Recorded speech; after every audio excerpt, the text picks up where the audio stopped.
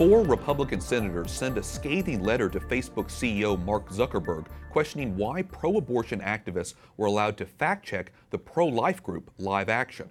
In the letter, Senators Josh Hawley, Ted Cruz, Kevin Cramer, and Mike Braun write, quote, "Yet again, Facebook's pattern of censorship has reared its ugly head."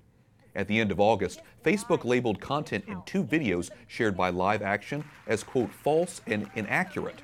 One of those videos featured Live Action's president, Lila Rose, saying abortion is never medically necessary. Joining me now from Capitol Hill is Senator Josh Hawley, Republican from Missouri. Senator Hawley, welcome into the broadcast. After receiving your letter, Facebook released a statement saying it would remove the fact checks while an investigation by the International Fact-Checking Network is underway. What's the latest? Has that happened yet? The censorship, the fact checks have been removed. The notifications on Live Action's page that should never have been there in the first place because Live Action didn't do anything wrong, those have been taken off by Facebook, so that's a great development. And now the supposedly independent fact-checking agency, they're getting investigated to find out how did pro-abortion activists get onto this fact-checking board that's supposed to be neutral that penalized Live Action. But there's a lot left to be done here. Facebook has said that they could reinstate the censorship if they so choose. So we got a long way to go. So what do you think Facebook needs to do in order to have a satisfactory response? I mean, what do they need to do to go far enough to actually remedy the original censorship of the pro-life content?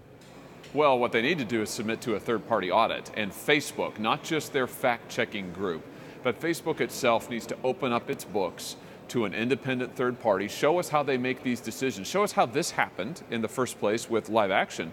But let's see all of the other decisions they've made too. Show us the protocols that get used internally to make these kind of decisions. That's what they should do. In your letter, you point out that conservative viewpoints are met with bias and censorship on virtually every social media platform, not just Facebook.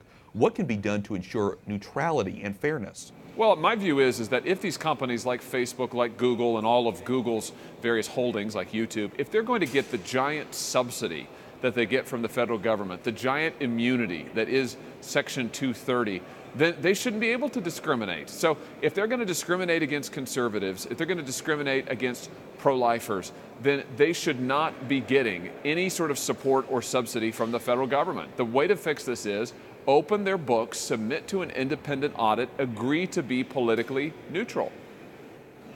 Well, as you know, Facebook and Twitter, all these social media platforms have become a public forum here. How do you view this moving forward in terms of how we take a look at social media and how we view that in terms of interacting with our citizens, our people, and around the world?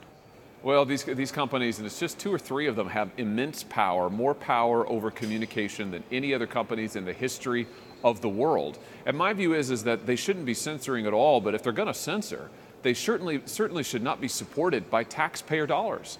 But that's essentially what is happening because of the special breaks that they get from government under current law. So if they're not going to quit censoring, then no more special breaks for these big tech companies. That's my bottom line. We very much appreciate your insight and your coming on to talk about the issue with us. Senator Josh Hawley, Republican from Missouri. Thanks so much.